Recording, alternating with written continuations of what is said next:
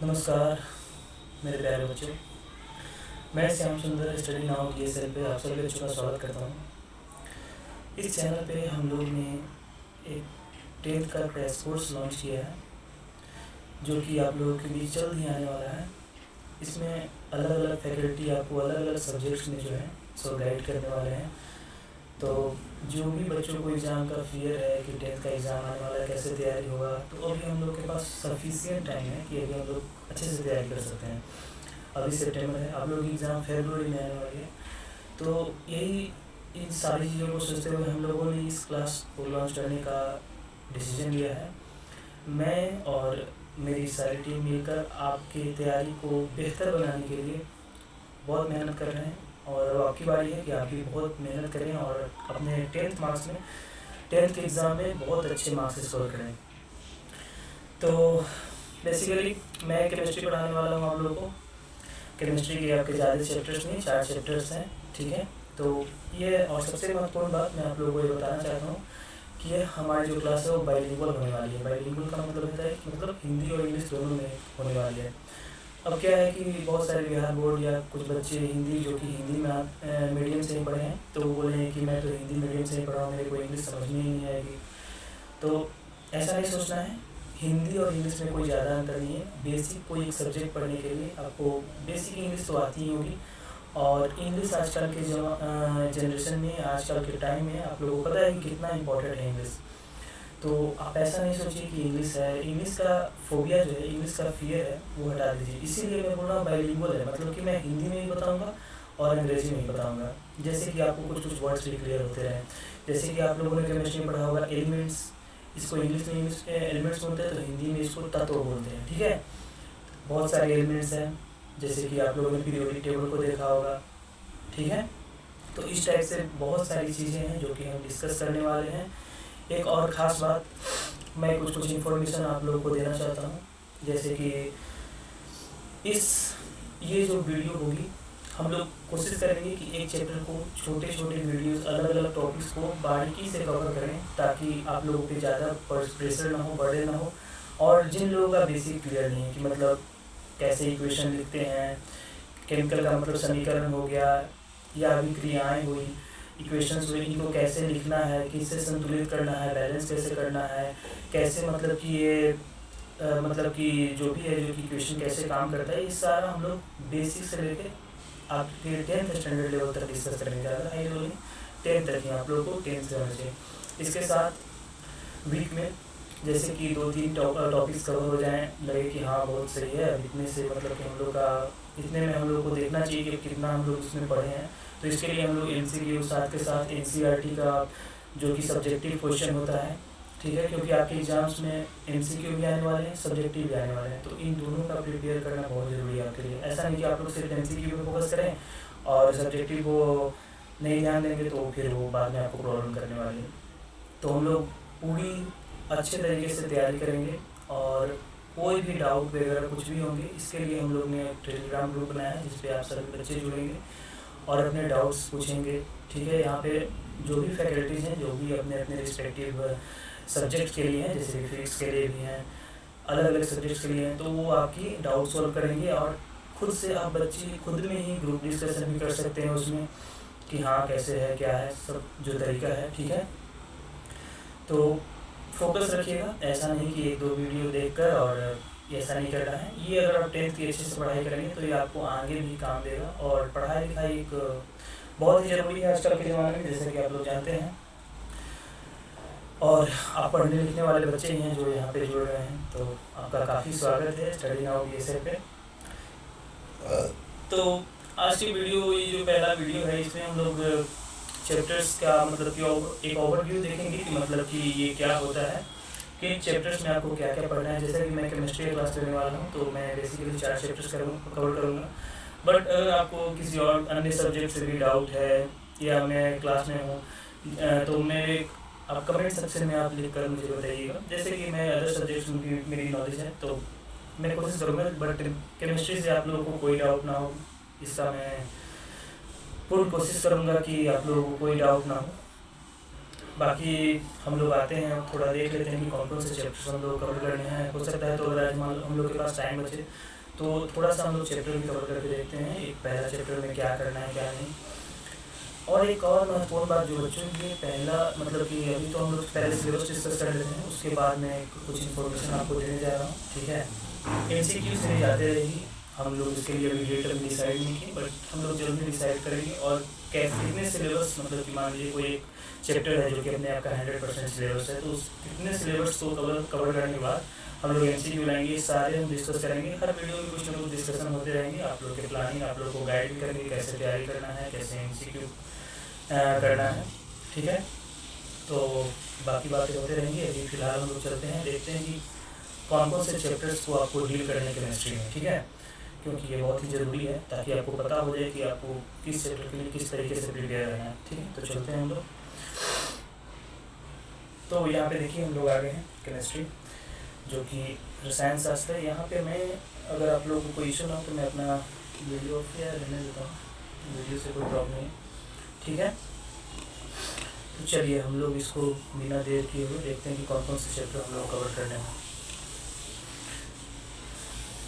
तो पहला चैप्टर है जो कि है रासायनिक अभिक्रियाएं एवं समीकरण। इसको हम लोग क्या बोलते हैं, रासायनिक अभिक्रियाएं। जैसे कि कुछ बच्चे इंग्लिश मीडियम से भी होंगे तो उनको हो सकता है कि हिंदी ना समझ में आए, थोड़ी थोड़ी चीज़ें जो कि समझ में नहीं आएंगी, बाकी लैंग्वेज तो आपको समझ में आएगी। अब जैसे मैंने लैंग्वेज बोला तो ऐसा थोड़ा है कि आप लैंग्वेज का मतलब ही नहीं जानते हैं। बेसिक तो सब लोग जानते हैं, बेसिक का मतलब ही आप लोग जानते होंगे, कोई भी हो, हिंदी मीडियम वाला, इंग्लिश मीडियम वाला, थोड़े थोड़े बस कुछ वर्ड होते हैं जो कि आप लोग नहीं जानते हैं, जो कि टर्मिनोलॉजी होते हैं बेसिकली। जैसे कि यहाँ पे है रासायनिक अभिक्रिया, तो इसको क्या कहते हैं हम लोग, देखिए मैं लिख देता हूँ आप लोग के लिए। इसको बोलते हैं हम लोग, मेरा हैंड राइटिंग सही नहीं बच्चों तो थोड़ा माइंड नहीं कीजिए, केमिकल रिएक्शंस बोलते हैं इसको, ठीक है। इसको केमिकल रिएक्शंस बोलते हैं। और ये समीकरण जो है इसको हम लोग बोलते हैं इक्वेशंस, ठीक है, ठीक है। आप लोग अपने दैनिक जीवन में भी देखते होंगे, बहुत सारे रिएक्शन टाइप के देखते होंगे। जैसे यहाँ पे कितने बच्चे होंगे जिन्होंने पनीर में, दूध में क्या किया कि विनेगर थोड़ा डाल दिया, दूध में थोड़ा वो पानी वगैरह आता है ना, छेना का पानी डाल दिए तो हट के पनीर हो गया, दूध में कुछ दही का थोड़ा सा डाल दिए तो उससे दही जम गया। तो ये सारा ये रिएक्शन, ये तो डेली लाइफ में हम लोग को देखने वाला रिएक्शन है। जैसे कि आप लोग देखे होंगे कि आयरन को देखिए, लोहा को, एक प्योर लोहा कितना होता है, शाइनी होता है, अच्छा देखने में लगता है। अगर आप प्योर आयरन देखे होंगे तो अगर लोहे को पानी में डुबा के रखिए, उसको मिट्टी में गाड़ के रखिए, ऐसे करके रखिएगा तो उससे क्या होता है, उससे उसमें जंग लग जाता है, ठीक है। तो इस बात का आप लोग को, ये सब मतलब कि डे टू डे लाइफ में और भी कई सारे रिएक्शन हैं जो कि आप लोग डे टू डे लाइफ में देखते हैं, जो कि मैं आपके केमिस्ट्री के बुक से मैं डिस्कस करूँगा। अभी फिलहाल हम लोग देख लेते हैं, ये जब चैप्टर हम लोग शुरू करेंगे तो सारी चीज़ें बारीकी से देखेंगे। अभी हम लोग बस बेसिकली देखने के हम लोग को पढ़ना करेंगे।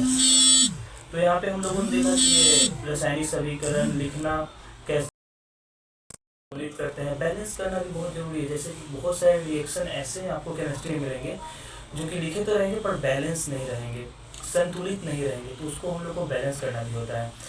तो वो भी हम लोग इस चैप्टर को जब शुरू करेंगे, ये अध्याय 1 है, चैप्टर 1 है, इसको जो हम लोग शुरू करेंगे देखेंगे, ठीक है। अब हम लोग देखते हैं इसमें और इसमें क्या है, इसमें बेसिकली इस चैप्टर में यही कि रासायनिक अभिक्रियाओं के प्रकार, मतलब कि इसका मतलब होता है क्या। अगर तीन बच्चों को समझ में नहीं आ रहा है तो मैं यहाँ लिख देता हूँ, ठीक है। तो इसका होता है type of chemical reactions, types of chemical reaction. तो बेसिकली हम लोग को जो 10वीं कक्षा की या फिर केमिस्ट्री में जो हम लोग अभी पढ़ने हैं वो 10 तरह के केमिकल रिएक्शन अभी पढ़ने हैं, ठीक है। तो सबसे पहला हम लोग अगर देखते हैं तो ये है आपका कॉम्बिनेशन रिएक्शन या संयोजन अभिक्रिया। संयोजन अभिक्रिया में क्या होता है बेसिकली कि हम लोग दो प्रोडक्ट को दो मतलब रिएक्टेंट को मिलाकर एक प्रोडक्ट बना लेते हैं, ठीक है। हम लोग पूरी डिटेल में सारी चीज़ें पढ़ेंगे, अभी शुरू करेंगे। बाकी भी देखिए आप लोग यहाँ पे भी अध्याय 1 है, 2 है, 3 और 4 दोनों सारे हैं। ये सारी चीज़ों को हम बस ओवरव्यू टाइप का देखेंगे, मतलब ऊपर देखेंगे कि है क्या आखिर, ठीक है। इसके बाद डिकम्पोजिशन रिएक्शन है जो कि वियोजन अभिक्रिया है। अगर किन्हीं बच्चों को इंग्लिश से प्रॉब्लम हो रही है तो चिंता ना करें, अगली जो क्लास एक्चुअल में शुरू होने वाली है उसमें हम लोग अच्छे से डिस्कस करेंगे कि हिंदी में और इंग्लिश दोनों में अच्छे से डिस्कस करेंगे। किन्हीं बच्चों को कोई डाउट नहीं रह जाएगा, इस बात का मैं आप लोग को आश्वासन देता हूँ, ठीक है। तो वियोजन होता है, डिकम्पोजिशन रिएक्शन हो जाता है, ठीक है। और फिर से अगला देखेंगे तो डिस्प्लेसमेंट रिएक्शन है, ठीक है। डिस्प्लेसमेंट रिएक्शन होता है मतलब कि कोई मतलब कि एक एलिमेंट दूसरे एलिमेंट को डिस्प्लेस कर दे रहा है रिएक्शन में, ठीक है। इसको एक्सप्लेन हम लोग देखेंगे आगे चलकर। इसके बाद है डबल डिस्प्लेसमेंट रिएक्शन है, और फिर है रिडॉक्स रिडक्शन, मतलब कि ऑक्सीडेशन एंड रिडक्शन, जिसमें कि ऑक्सीडेशन और हाइड्रोजन का बेसिकली रिएक्शन होता है।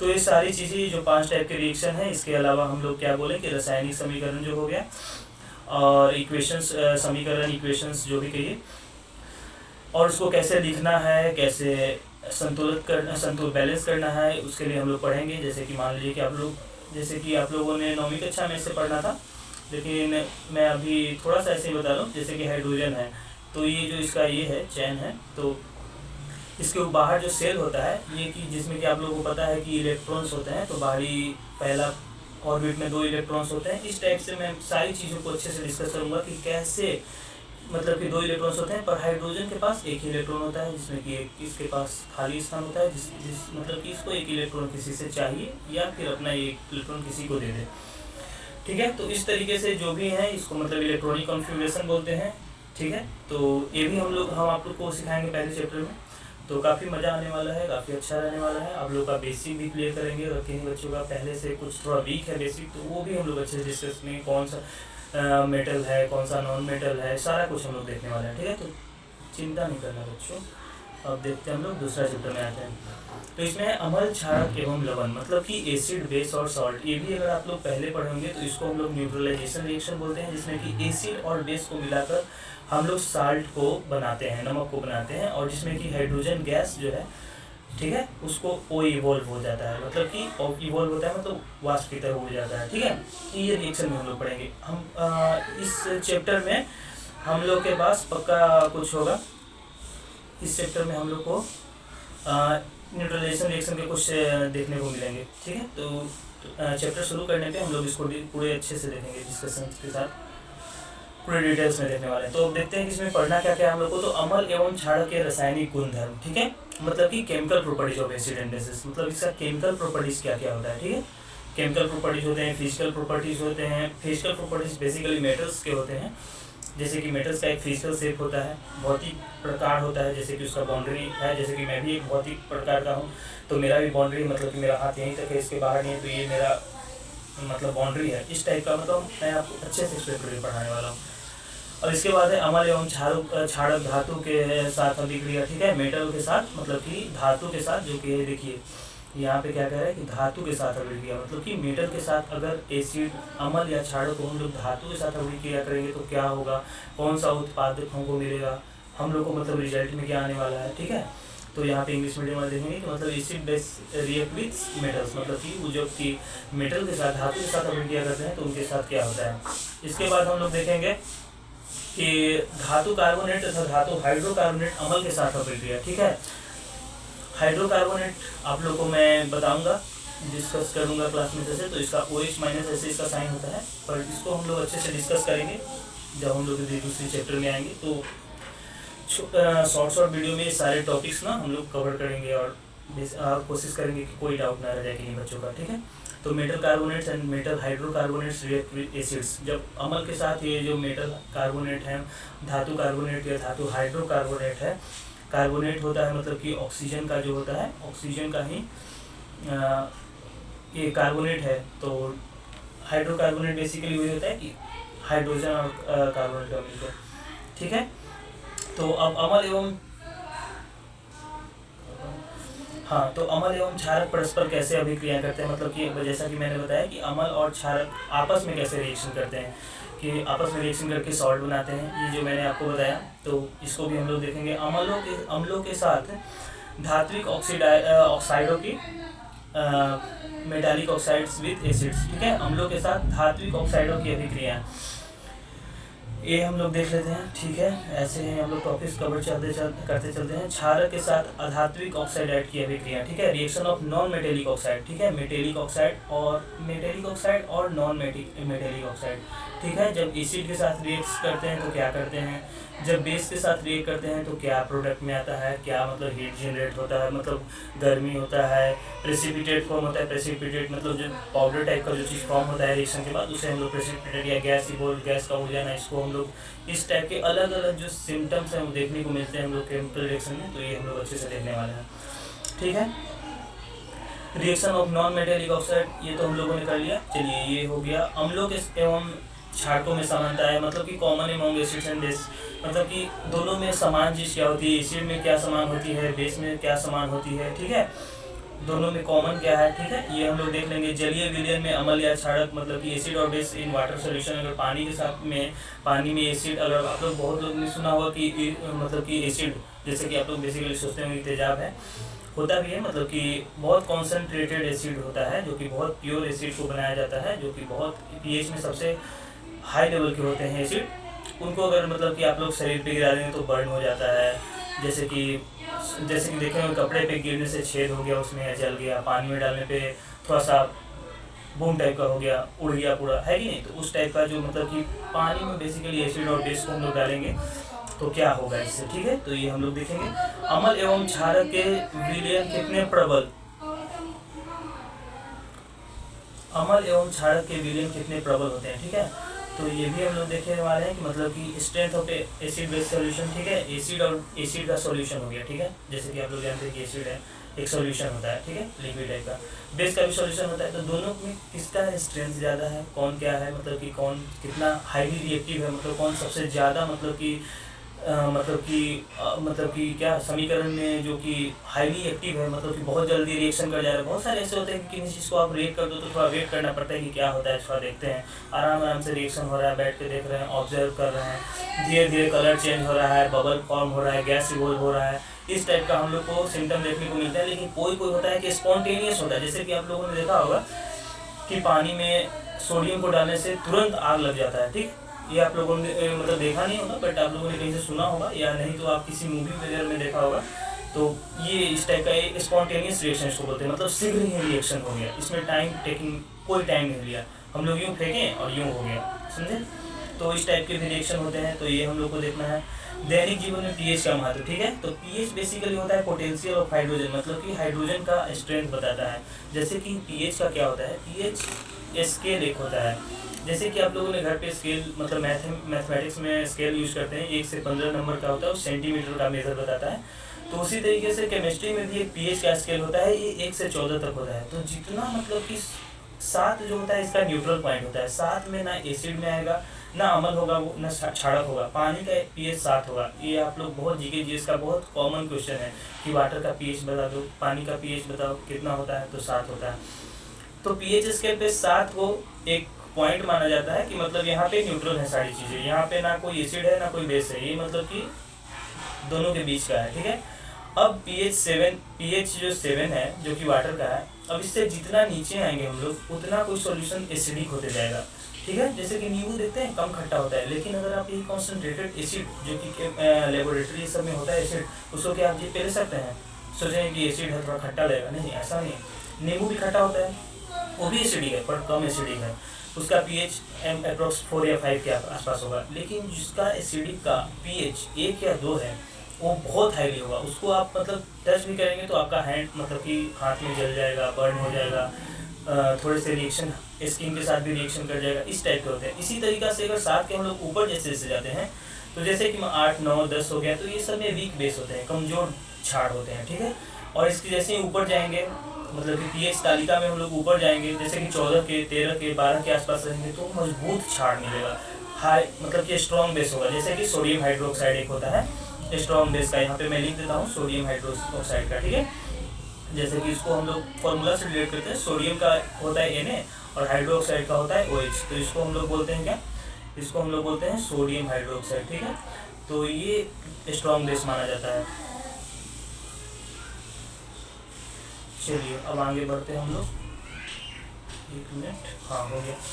तो अब देखते हैं लवण से संबंध जानकारी, मतलब कि नॉलेज अबाउट साल्ट, मतलब कि साल्ट के बेसिकली प्रॉपर्टीज क्या है, क्या गुण है नमक के, ठीक है, किस तरीके से रिएक्शन वगैरह करता है, क्या करता है, ये सब हम लोग को इसमें देखना होगा।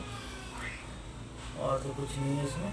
चलिए, अब नॉलेज अबाउट साल्ट्स हो गए। अब हम लोग चलते हैं, अभी चैप्टर जब स्टार्ट करेंगे तो इसके में हम डिटेल जानकारी देखते हैं, ठीक है। काफ़ी लंबा रहने वाला है, ऐसा नहीं कि 2 दिन में ख़त्म होने वाला है सारा कुछ।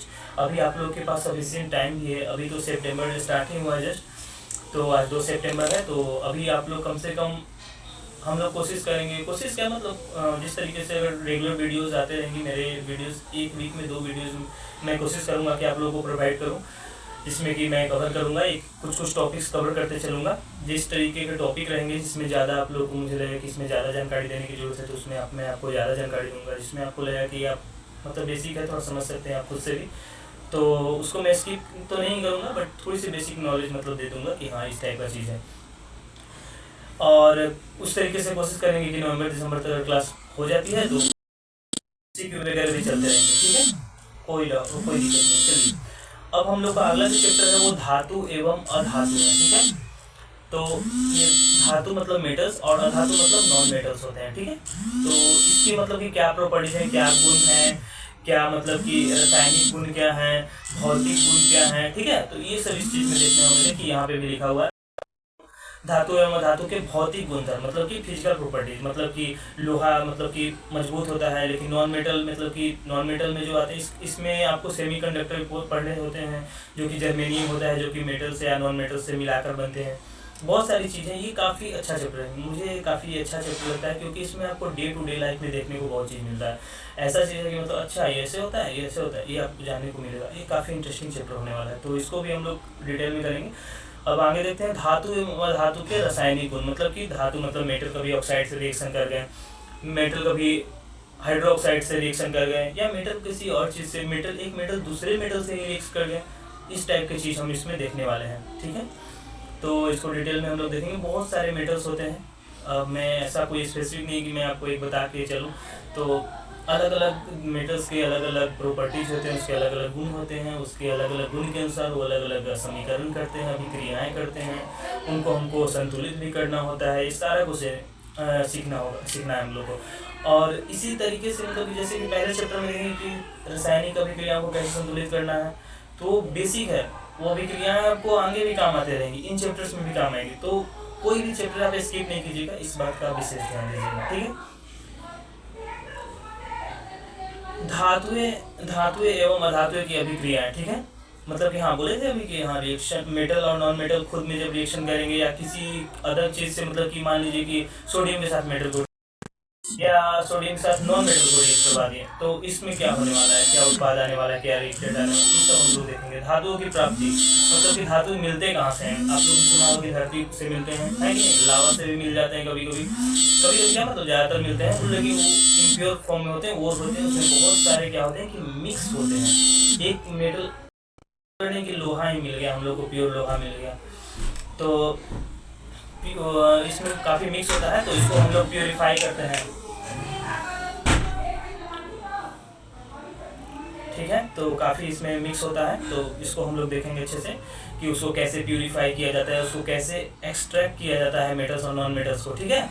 तो ये हम लोग अच्छे से देखने वाले हैं चैप्टर। जब ये चैप्टर पढ़ेंगे तो इसको हम लोग अच्छे से देखेंगे कि हम लोग को रॉ फॉर्म में, मतलब कि रॉ फॉर्म मतलब कच्चा माल में क्या मिलता है हम लोग को, कि क्या क्या क्या धातु मिक्स होते हैं, ठीक है, और उसको अलग कैसे कैसे किया जाता है। अलग अलग प्रोसेस होते हैं, प्रक्रिया होते हैं, जिससे कि मेटल्स को अलग किए जाते हैं, अलग अलग मेटल्स को, या उसमें कुछ कचरा है वगैरह है। सोना भी, जैसे कि आप लोग को पता हो कि कहीं सोना खान होता है, सोना खान मिल जाता मुझे, तो कितना सोना लेकर आते हैं, लेकिन नहीं, ऐसा नहीं है, उसमें भी मतलब सोने में बहुत इम्प्योरिटीज़ होते हैं, उसको काफ़ी रिफाइन किया जाता है, उसको काफ़ी प्रक्रिया में लाया जाता है, तब जाके वो गोल्ड का जो है कि तैयार किया जाता है, प्योर गोल्ड आता है जो मार्केट में, तो उसको फिर जब सोनार वगैरह है तो दुकानों में गहने वगैरह बना के सेल करते हैं, ठीक है।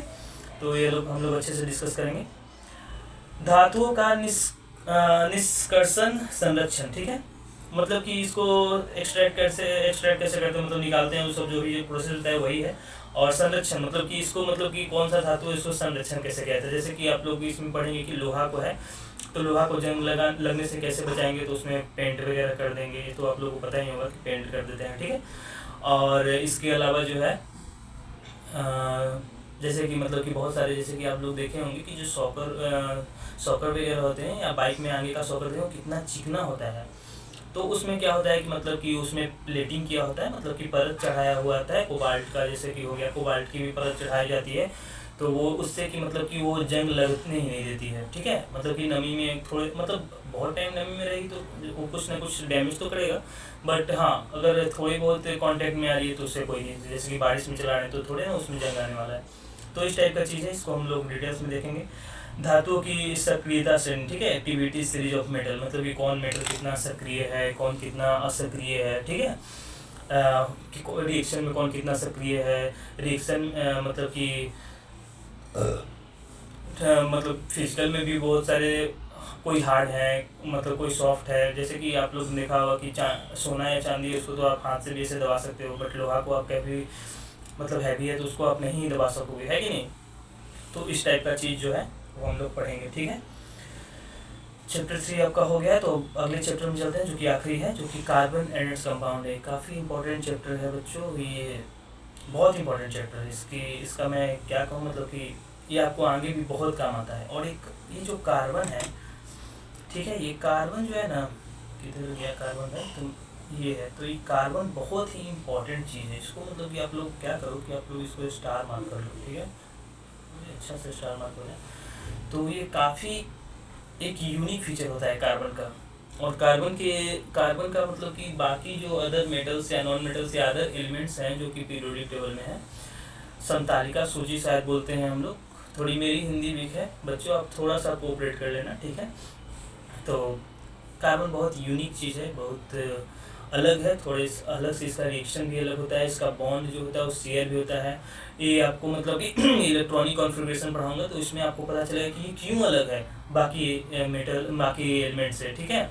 तो इसको हम लोग अच्छे से समझेंगे, ठीक है। तो कार्बन में आबंधन, ससंयोजी आबंध, ठीक है, बॉन्डिंग इन कार्बन, मतलब इसका बॉन्ड होता है जो कोवेलेंट बॉन्ड होता है। इस कार्बन के जो बॉन्ड होते हैं वो बेसिकली कोवेलेंट बॉन्ड माने जाते हैं, ठीक है। इसको सहसंयोजी आबंध बोलते हैं। इसको हम लोग अच्छे से डिटेल में देखेंगे कि क्यों इसका ये यूनिक फीचर होता है, क्यों कैसे ये, मतलब कि इलेक्ट्रॉन का, जैसे कि इसमें हम लोग बेसिकली क्या पढ़ना होता है कि मतलब कि ये लोग क्या करते हैं कि इनके आउटर जो सेल होते हैं उसमें 4 इलेक्ट्रॉन होते हैं, जो कि जिसके कि शेयर करने के लिए, मतलब जिसको कि किसी को देने के, मतलब कि 4 इलेक्ट्रॉन इनको चाहिए भी, 4 इलेक्ट्रॉन। इसको मान लो आप अभी जो मतलब ओवरव्यू टाइप का बताऊंगा, इससे आप थोड़ा सा डाउटफुल हो कि क्या आप बोल रहे हैं, लेकिन जब ये चैप्टर शुरू करेंगे तो इसको अच्छे से डिस्कस करेंगे हम लोग कि कैसे कोवेलेंट बॉन्ड फॉर्म करता है, ठीक है, या सहसंयोजी आबंध कैसे बनाता है, वो हम अब अच्छे से देखेंगे, ठीक है। अभी बस हम बेसिकली बता दे रहे हैं कि क्या क्या आप लोग को पढ़ना है। जैसे कि इसे आप लोग को एक थोड़ा सा, आपको भी माइंड में थोड़ा सा इमेज टाइप का होगा, एक आएगा कि हाँ क्या करना है क्या नहीं करना, ठीक है। कार्बन एक ही सर्वतोमुखी प्रकृति, ठीक है, वर्सटाइल नेचर ऑफ कार्बन, ठीक है। तो ये भी हम लोग को देखना है। संतप्त एवं असंतप्त कार्बन यौगिक, सेचुरेटेड एंड अनसेचुरेटेड कार्बन, ये 2 तरीके के कार्बन कंपाउंड होते हैं, ये हम लोग देखेंगे। कार्बन की खलाएँ नहीं है, ये खलाएँ हैं ना, तो ये खलाएँ नहीं, एक्चुअली में क्या है कि मैं बताता हूँ, ये श्रृंखलाएँ हैं, ठीक है। अगर आप लोग कोई नोट करेंगे तो ये श्रृंखलाएँ हैं, कार्बन की श्रृंखलाएँ हैं, ठीक है। और शाखाएँ एवं वलय, ठीक है, मतलब कि चेन्स, ब्रांचेज एंड रिंग्स जो कि कार्बन के होते हैं। तो ये क्या होता है, इसमें यूनिक क्या है, इसमें ये हम लोग को देखना है।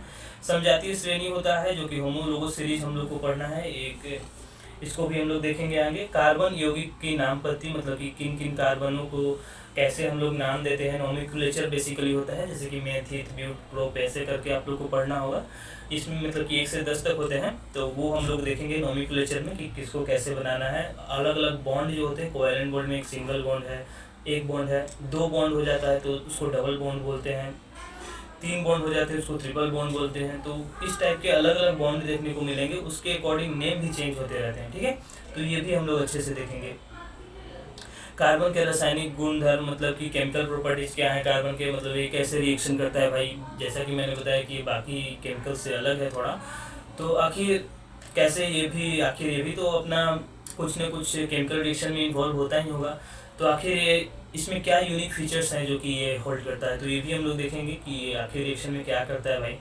कुछ महत्वपूर्ण कार्बन यौगिक, ठीक है, जैसे कि आपको हो गया इम्पोर्टेंट इथेनॉल है और इथेनोइक अम्ल है, मतलब कि इसको बोलते हैं, मतलब कार्बन कंपाउंड्स में इथेनॉल और इथेनोइक एसिड, मतलब कि क्या है कि ये अलग अलग फंक्शनल ग्रुप होते हैं, कार्बन के यौगिक होते हैं। जैसे कि मान लीजिए कि आप लोग को पढ़ना हुआ जैसे कि अल्कोहल होता है, ठीक है, तो अल्कोहल में भी आ जाता है, तो इथेनॉल हो गया, मेथ आता है तो मेथेनॉल हो गया, प्रोप हो गया तो प्रोपेनॉल हो गया। इस तरीके से नोमेनक्लेचर होता है, तो एक साइंटिफिक नेम होता है, फिर कॉमन नेम होता है, कैसे कैसे नेम देंगे। इथेनोइक एसिड होता है। ये सब अलग अलग टाइप के जो कार्बन की यौगिक हैं, इनको कैसे हम लोग पढ़ेंगे, ये हम लोग डिटेल में मतलब पढ़ेंगे आने वाले टाइम में, ठीक है। काफ़ी मज़ा रहने वाला है, आप लोग बस वीडियो के साथ बने रहिएगा। ये मतलब वीडियो के साथ क्या मतलब सीरीज के साथ बने रहिएगा।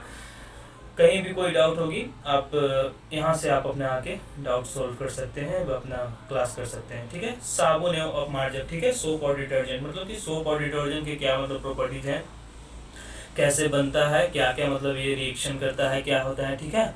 इस टाइप की सारी चीज़ें जो हैं ये कार्बन एंड कंपाउंड में, कार्बन एवं उसके यौगिक में हमको पढ़ना है।